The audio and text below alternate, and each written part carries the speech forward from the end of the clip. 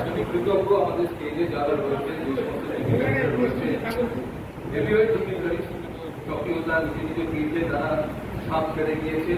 আমার সামনে বসে আছেন জয়ন্ত চক্রবর্তীর মতো সিনিয়র জার্নালিস্ট, যিনি বাংলা একজন প্রবাদ প্রতীক সাংবাদিক হিসাবে পরিচিত, আজও আমরা তাকে ফলো করি।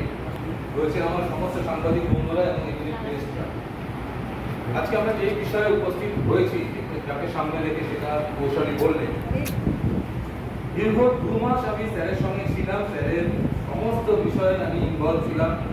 লক্ষ্য ছিল একটাই, এই প্রচারে অন্তরালে থাকা এই মানুষটি যে নীরবে বিভিন্ন ক্ষেত্রে কাজ করে চলেছে, নিভৃতে কাজ করে চলেছে, সেটাকে সামনে আনা। আমি একটা ডকুমেন্টারি তৈরি করেছিলাম 3টি ল্যাঙ্গুয়েজে।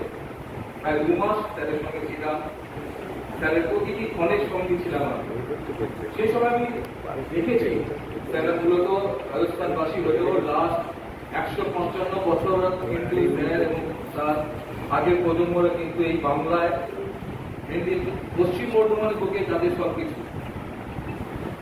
ভাবতে অবাক লাগে, স্যারের বাবা যিনি স্বর্গীয় বজরংলাল আগরওয়ালা, উনি কিন্তু বাংলা মিডিয়ামে পড়াশোনা করেছেন, ঠিক আছে, তাই তো? সেই বেশি মাত্রায় বাঙালি সেই মানুষটি আজকে আমাদের মধ্যে আমরা পেয়েছি। কিছু কথা আমি শেয়ার করতে চাই, অবশ্যই এই বিষয়ে সেগুলো অবশ্যই আলোচনা করে একের পর এক। আজকের যে ডকুমেন্টারিটা আমরা করেছি তার একটা শর্ট ভার্সন, 15 মিনিটের ভার্সন আমরা দেখাবো। আপনারা অনেক কিছুই জানতে পারবেন। তবে একটা কথাই বলবো, স্যার যে যেটা শুরুতে বললাম, নিভৃতে কাজ করে চলেছে বিভিন্ন ক্ষেত্রে, সমাজ অ্যাজ এ ফিলান্থ্রপিস্ট, স্পোর্টস ম্যানাটিক এবং নানা ক্ষেত্রে নিজে একটা সাকসেসফুল অন্ত্রপ্রনার তো বটেই। আমি একটু স্পোর্টসের ক্ষেত্রে বলতে চাই, স্যার সামনে আরো 2 জন রয়েছে, এরকম প্রচুর প্রচুর অগণিত সারা ভারতবর্ষে এরকম খেলোয়াড় রয়েছে যারা একটু স্পন্সরশিপের অভাবে নিজেদের মেলে ধরতে পারছিলেন না। স্যার কিন্তু অন্তরালে থেকে তাদের পাশে দাঁড়িয়েছে। তারা অনেকে জানেন না তাদেরকে সাপোর্ট করছে, সেই মানুষটি সুভাষচন্দ্র আগরওয়ালা। আমি সাংবাদিক বন্ধুরা প্রশ্ন করবেন আমাকে বলেছে, তার আগে আমি একটু বলবো, স্যার যে কাজটা সবার জন্য করছেন, স্যার তার জন্মভূমির প্রতিও করবেন এমনটাই আশা রাখি।